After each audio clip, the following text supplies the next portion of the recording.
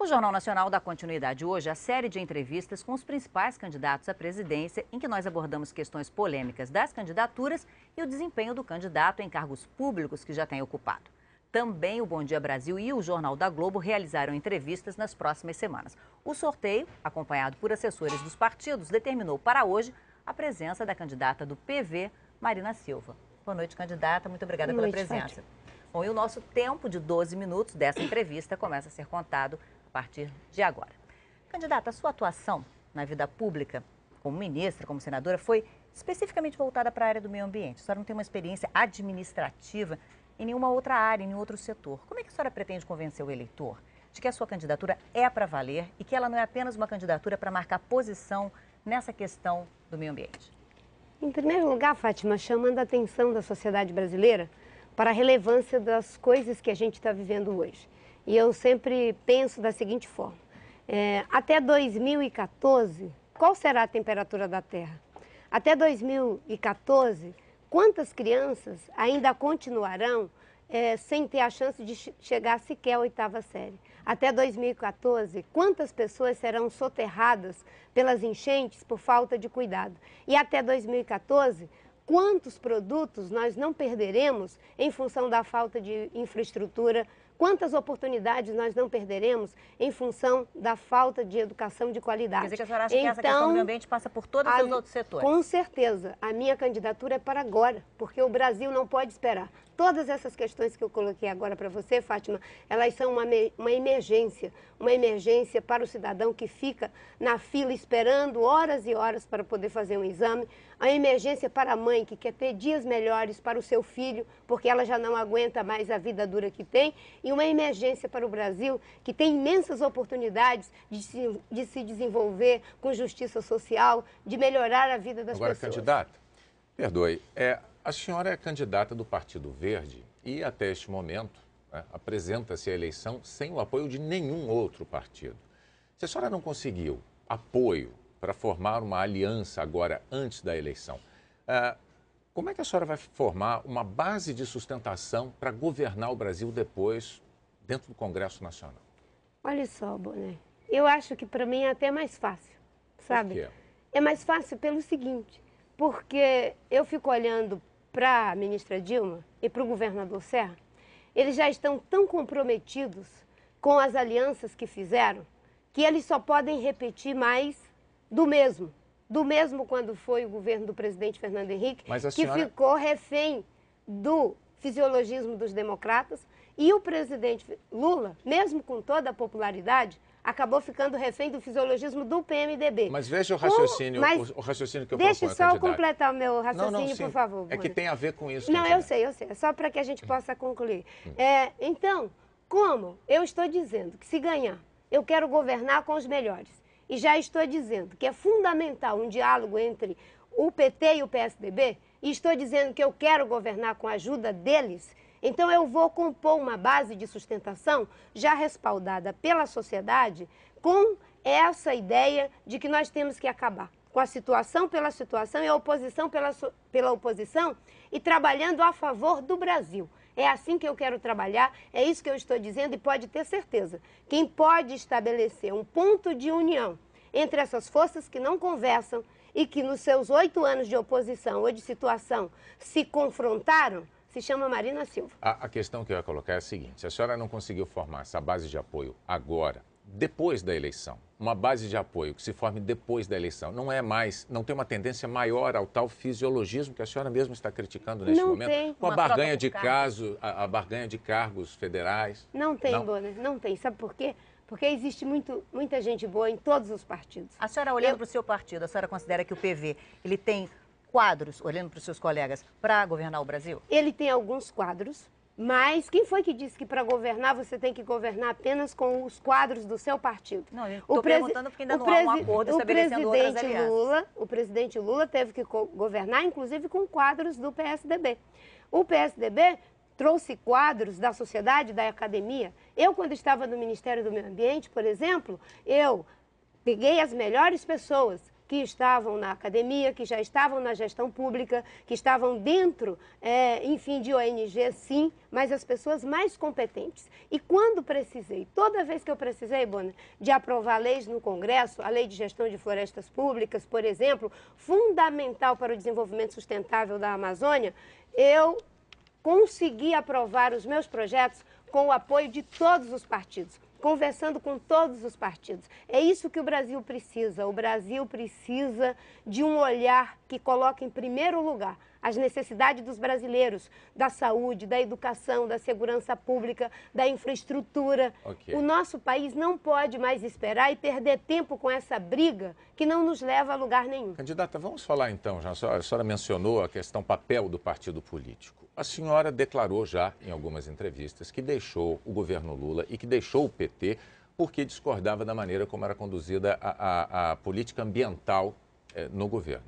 No entanto, se nós voltarmos no tempo até aquele período do escândalo do Mensalão, a senhora não veio a público para fazer uma condenação veemente daquele desvio moral de alguns integrantes do PT. A pergunta que eu lhe faço é a seguinte: o seu silêncio naquela ocasião não pode ser interpretado de uma certa maneira como uma conivência com aqueles desmandos? Não, Bona, não foi conivência e também não foi silêncio. É que, lamentavelmente, todas as vezes que eu me pronunciava, eu não tinha ninguém para me dar audiência e potencializar a minha voz. Mas a senhora diz dentro do governo? Dentro, fora do dentro governo, do publicamente, nas palestras que eu dava, eu sempre dizia que aquilo era condenável, que deveria ser investigado e que deveriam ser punidos todos os que praticaram irregularidade. Agora, o que eu dizia sempre, Bona, é só uma coisa, é o seguinte, é que nem todos praticaram erro. E eu não pratiquei. Conheço milhares de pessoas que não praticaram o mesmo erro. E dentro do PT tinha muita gente que combatia junto comigo. Agora, para combater contra a falta de prioridade para as questões ambientais, aí eu era uma minoria. E foi por isso que eu saí. Eu saí porque não encontrava o apoio necessário para as políticas de meio ambiente, que façam esse encontro entre desenvolver e proteger as riquezas naturais. Foi por isso que eu saí. O seu desconforto, vamos dizer assim, o seu desconforto ético com o Mensalão não foi suficientemente forte para levá-la a deixar o cargo de ministra. Foi forte, sim, mas eu sabia que eu estava combatendo por dentro e que conseguiria ser vitoriosa. Primeiro porque eu não tinha praticado nenhuma irregularidade. Agora, para continuar lutando pelas ideias que eu defendia, isso eu achava que não tinha mais tempo. Sabe por quê? A senhora analisou? Porque é possível, Bona, sabe? Juntar as duas coisas. Existe uma ideia dentro do governo, dos demais partidos, na sociedade, que meio ambiente e desenvolvimento são incompatíveis. E eu conheço muitas empresas que já estão fazendo da defesa do meio ambiente uma grande oportunidade para gerar emprego, para gerar melhoria de vida das pessoas. E posso te dizer uma coisa, toda vez que as pessoas me dizem, mas Marina, as pessoas não entendem isso que você está falando. Eu digo, elas entendem sim, entendem, Fátima. Aqui no Rio de Janeiro, só uma coisa. Quando as Candidata, casas foram... Só uma não, coisa. só concluindo, Bona. Eu peço para interromper, porque em nome do público. Isso, porque tá a bom, pergunta tá que eu lhe dirigi era sobre um momento muito específico da história e eu queria que a senhora tratasse dessa questão polêmica e não fosse para outro assunto. Eu estou consumindo 30 segundos da entrevista para fazer esse esclarecimento e eu lhe devolverei para a entrevista. Eu só queria que a senhora esclarecesse para mim qual foi, de que maneira a senhora viu a saída de alguns colegas seus, então, de PT, alguns, inclusive, fundadores do partido, que deixaram o partido indignados na época do Mensalão, chorando. Como a senhora viu a ação deles, que não foi a ação que a senhora teve naquela ocasião? Bem, eu permaneci no partido e fiquei igualmente indignada. Fiz o combate a minha vida inteira contra a corrupção. E acho que a corrupção, Bona, é o pior câncer da sociedade. E ninguém pode se vangloriar de ser honesto. Para mim, ser honesto é uma condição do indivíduo. Qualquer pessoa, onde quer que ela esteja, ela tem que ser uma pessoa honesta. Seja como político, como professor, como dona de casa, como empregada doméstica. A pessoa tem que ser honesta. Agora, naquele momento que saíram pessoas do Partido dos Trabalhadores, eu permaneci para dar a contribuição que eu achava que ainda poderia dar dentro do governo, mas não por ser conivente. Agora, tem uma coisa que a gente precisa entender. Combater a corrupção é uma luta constante. Como é que a gente combate a corrupção? Com transparência, permitindo que as instituições funcionem, o Ministério Público, o Tribunal de Contas, criando ferramentas de controle dentro do próprio governo, não permitindo que as coisas vão primeiro se consolidando antes de você fazer o combate necessário. Você tem que identificar durante o processo e fechar a torneira da corrupção quando ela está acontecendo. Candidata, isso que precisa ser feito. Vamos abordar então um outro tema.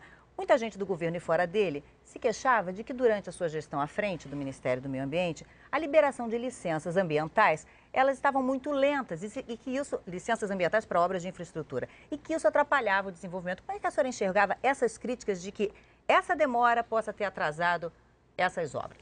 Olha, naquela época até com uma certa naturalidade. Sabe por quê? Porque o Ministério estava todo desestruturado e eu tinha que fazer concurso, eu tive que criar várias diretorias e coordenadorias. Só que quando nós começamos a arrumar a casa, aumentou significativamente as licenças. No governo anterior era uma média de 145 licenças por ano. Na minha gestão foi 265 licenças por ano. Agora, uma coisa eu posso te dizer, é possível aperfeiçoar o licenciamento? É possível aperfeiçoar. E com esse aperfeiçoamento, você vai viabilizar com mais agilidade, sem perda de qualidade, a infraestrutura do Brasil, que hoje, de fato, está colapsando. Nós temos problemas com os aeroportos, nós temos problemas em relação a estradas, nós temos problemas em relação à energia. Tudo isso pode ser oferecido para a sociedade compatibilizando duas coisas: meio ambiente, melhoria da vida das pessoas e o desenvolvimento que o Brasil precisa. Quer dizer, nesse caso, a senhora está dizendo que no caso da senhora, estando no governo, essa lentidão, ela, por exemplo, não vai provocar esse atraso ainda mais ou agravar ainda mais esses gargalos que a senhora citou, econômicos, e provocar, por exemplo, no setor energético, um risco de um novo apagão por demora na liberação dessas licenças? De jeito nenhum. Nós vamos trabalhar com o sentido de urgência que esse país tem para a sua infraestrutura, tanto em aeroportos como na questão da energia, das estradas, tudo que o Brasil precisa para se desenvolver, Fátima. E vamos fazer isso sem negligenciar os cuidados com o meio ambiente, mas tendo a clareza de que o desenvolvimento do nosso país melhora a vida das pessoas. Sabe como melhora a vida das pessoas?